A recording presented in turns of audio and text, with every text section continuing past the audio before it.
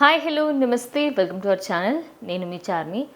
ఏపీకి సంబంధించి ఈ నెల 12వ తారీఖున ఏపీకి సంబంధించిన ప్రమాణ స్వీకారం చేయబోతున్నారు చంద్రబాబు నాయుడు. దానికి సంబంధించి డెప్యూటీ సీఎం ఎవరు అనేది చర్చ మాత్రం ఆల్ ఓవర్. అటు నేషనల్ మీడియా కూడా ఫోకస్ చేస్తోంది, అటు ఇక్కడే కాకుండా ఢిల్లీలో కూడా చాలామందికి తెలుసుకోవాలని అసలు ఏపీలో డిప్యూటీ సీఎం ఎవరు ఉండబోతున్నారు.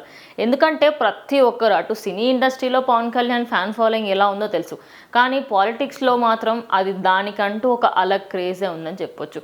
అంతెందుకు మోడీయే అంటారు అక్కడ కూర్చుంది పవన్ కళ్యాణ్ కాదు, ఇట్స్ తుఫాన్ అని చెప్పి.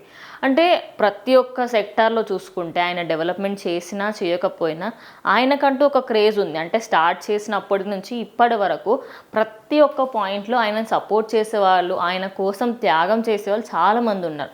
మరి జనసేన గెలిచింది అంటే 100% రిజల్ట్ ఎక్కడ ఎప్పుడు జరుగుండదు. అంటే నువ్వు పోటీ చేసిన 10 స్థానాలలో గెలవడం అనేది అసలు సాధ్యం కాని పని. అలాంటిది 21 స్థానాలలో ఎమ్మెల్యేకి సంబంధించి పోటీ చేసి ఆ 21 స్థానాలలో గెలిచి దాని తర్వాత ఎంపీగా 2 స్థానాలలో పొడిచి 2 స్థానాలలో గెలిచారు.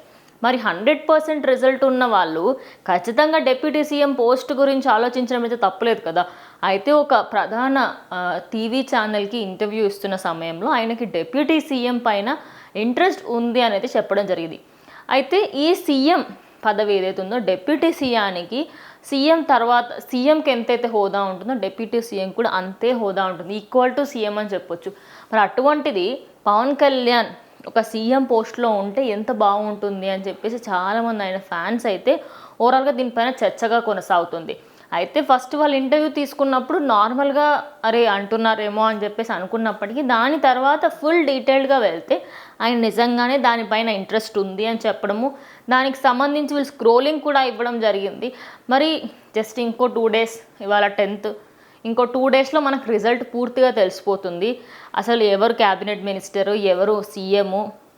ఆబ్వియస్లీ సీఎం చంద్రబాబు నాయుడు ఉంటారు, కానీ డిప్యూటీ సీఎం ఎవరు, ఐటీ మినిస్టర్ ఎవరు, ఇలా వీటన్నిటికి సంబంధించి తొందరగా తెలిసిపోతాయి. ఈ సోషల్ మీడియాలో వస్తున్న న్యూస్ కొంత మట్టుకు ఫేకే ఉంటాయి. ఎందుకంటే నిన్న నాగబాబు గారు ఆయనంతటా ఆయన్నే చెప్పారు నాకేం చైర్మన్ పదవి ఇవ్వలేదు అని చెప్పేసి. ఇలా వస్తూ ఉంటాయి దానికి సంబంధించిన ఫేక్ న్యూస్. ఇది మాత్రం ఫేక్ న్యూసే, కానీ ఆయనకు వచ్చే ఛాన్సెస్ ఉన్నాయి అని చెప్పేసి అయితే న్యూస్కి సంబంధించిన అన్ని ఛానల్స్లలో అయితే స్ప్రెడ్ అవుతుంది. మరి చూద్దాం, ఒక 2 daysలో మనకి ఫుల్ రిజల్ట్ అయితే తెలిసిపోతుంది. కాబట్టి లెట్స్ వెయిట్ అండ్ వాచ్.